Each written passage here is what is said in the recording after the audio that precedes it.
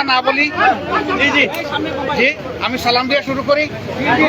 আসসালামু আলাইকুম ওয়া রাহমাতুল্লাহ। সম্মানিত সাংবাদিক বন্ধুগণ,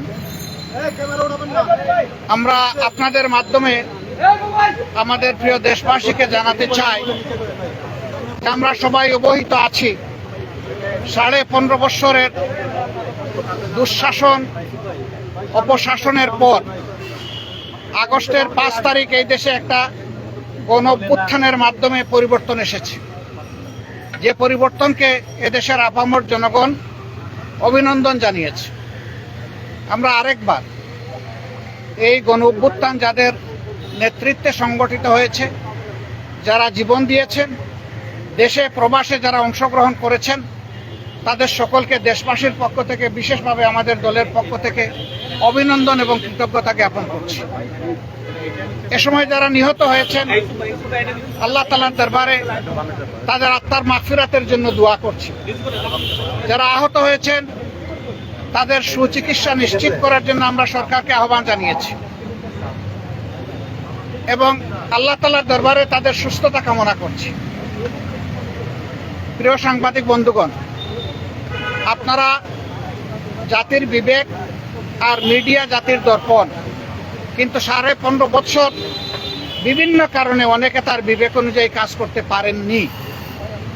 অনেক ক্ষেত্রে বাধ্য করা হয়েছে সমাজকে বিভ্রান্ত করার জন্য, সরকারকে অবৈধ সুবিধা দেওয়ার জন্য মিথ্যা বানায়ট বিভিন্ন সংবাদ পরিবেশনের, যার সবচেয়ে ওয়ার্স্ট সাফারার বা ক্ষতিগ্রস্ত পক্ষ হচ্ছে বাংলাদেশ জামাত ইসলামী। কিন্তু আমরা অতীত নিয়ে গাড়তে চাই না। আমরা দেশবাসীকে সাথে নিয়ে সকলের সহযোগিতায় দেশটা সামনের দিকে আগাক, সেই জায়গাটাই আমরা অবদান রাখতে চাচ্ছি।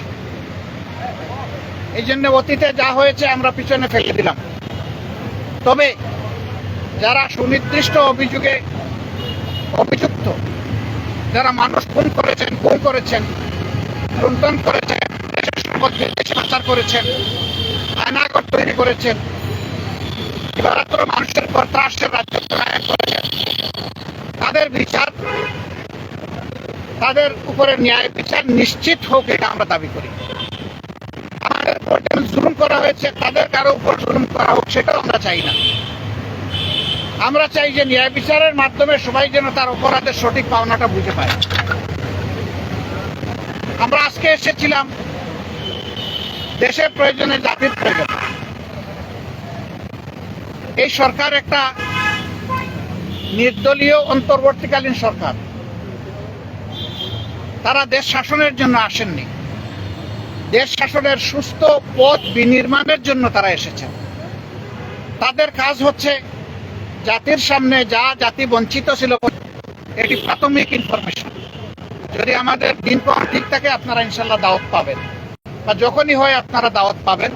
আমরা অবিলম্বে আমাদের চিন্তা জাতির সামনে তুলে ধরব যে কি কি সংস্কার এই মুহূর্তে প্রয়োজন, কি কি সংস্কার পরবর্তী পর্যায়ে আমাদের লাগবে।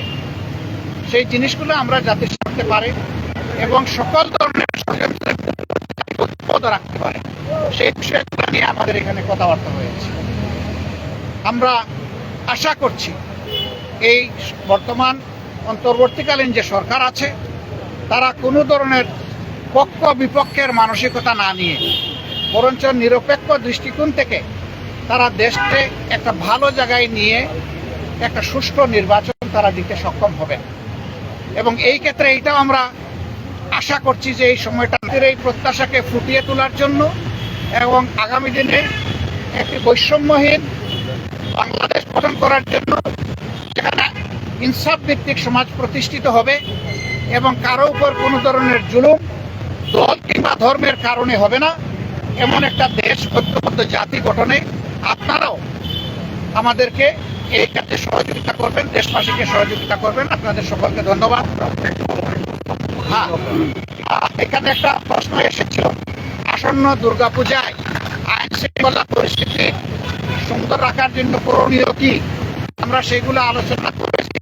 আমরা বলেছি জনগণের পার্টনারশিপ লাগবে, সরকারের সাথে জনগণের সম্পৃক্ততা রয়েছে। এই সরকার এবং জনগণ মিলে সকলকে ধন্যবাদ। আপনারা যে সরকারের প্রস্তাবগুলো করেছেন সেখানে আসলে কোন বিষয়গুলোকে আপনারা ফোকাস করেছেন? সেই কথাটাই বলছিলাম যে বাদা ঝাঁপির মূল্য লক্ষ টাকা, খুলে দিলে দাম কমে যায়। ইনশাল্লাহ আমরা ঝাঁপির মুখ খুলবো আগামী 9 তারিখ। সেই পর্যন্ত আমরা ধৈর্য ধরে অপেক্ষা করি। এই অপেক্ষা করার জন্য আপনাদেরকে অগ্রিম ধন্যবাদ। সেটা বলেছি যে সংস্কারের টাইমলাইন কি হবে, আমরা দুটা রোডম্যাপ চেয়েছি, আপনারা জানেন, আপনাদের মাধ্যমেই চেয়েছি, দেশবাসীর কাছে জানিয়েছি, আমরা সরকারকেও জানিয়েছি। একটা রোডম্যাপ হবে সংস্কারের, আর একটা রোডম্যাপ হবে নির্বাচনের।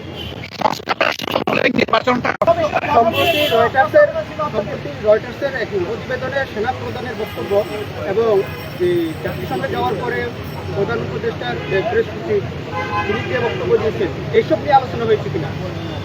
না, আমরা কারো বক্তব্য এবং বিবৃতি নিয়ে স্পেসিফিক কোনো আলোচনা করি নাই এবং এটা আমরা আলোচনার সাবজেক্ট বানাতেও চাই না। আমরা শুধু সরকারকে এতটুকু বলেছি যে জনগণের বিশাল প্রত্যাশা আপনাদের কাছে, এই প্রত্যাশার সময়টা টেনে আমরা লম্বা করব না। এটাকে যৌক্তিক সময়ে, যৌক্তিক যে শব্দটা, এটার সম্মানটা যেন বহাল রাখতে পারি আমরা, সেই দিকে আপনাদের দৃষ্টি আকর্ষণ করি। ওনারা কোনো দ্বিমত পোষণ করেন নাই এবং আমরা আশা করি এখানে কোনো সংকট তৈরি হবে না ইনশাআল্লাহ। আমরা শুনতে পেয়েছি যে সংস্কারের এই কমিশনের কয়েকজন সদস্যদের নিয়ে আমাদের আপত্তি বা রিজার্ভেশন আছে, এটা কি সত্যি? আমাদের আপত্তি বা রিজার্ভেশনের বড় কথা না। সংশ্লিষ্ট মহল থেকে কেউ যদি কনসার্ন উত্থাপন করে এটা তাদের ব্যাপার। আমরা দলগতভাবে কোনো কনসার্ন উত্থাপন করি না। থ্যাংক ইউ সবাইকে, ভালো থাকেন। প্রশ্নোত্তরে আমরা সংস্কারকেই 1 নম্বরে গুরুত্ব দিচ্ছি। প্রশ্নোত্তরের এই পর্বটা এত মজাদার,